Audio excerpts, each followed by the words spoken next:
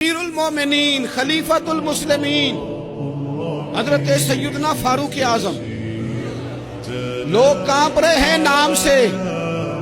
عمر تکیے پہ ٹیک لگائے بیٹھے ہیں تو ایک سادے سے صحابی درویش سادہ زندگی پر حضور کی بارگاہ میں بڑا مقام ہے. حضرت سلمان فارسی رضی اللہ تعالیٰ عنہ امیر المومنین سے ملنے آئے. بڑے بڑے ملکوں کے بادشاہ کہیں عمر سے ملنا تو کہا جاؤ دوڑ جاؤ ٹائم کوئی نہیں. حضرت سیدنا سلمان فارسی آئے تو عمر پہلے اٹھ کے کھڑے ہوئے.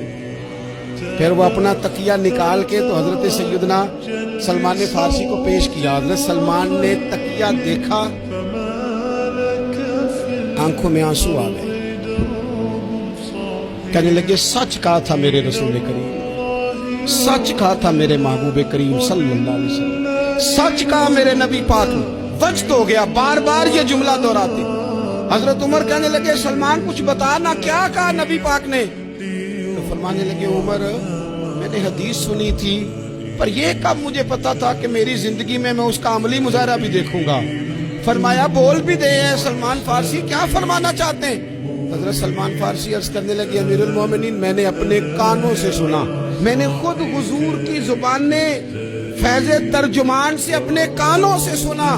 اللہ کے رسول نے فرمایا اگر کسی کے پاس اس کا بھائی ملنے جائے اور وہ عزت کے ساتھ اسے اپنا تکیہ دے دے تو اللہ عزت دینے والے کی بخشش فرما دے گا.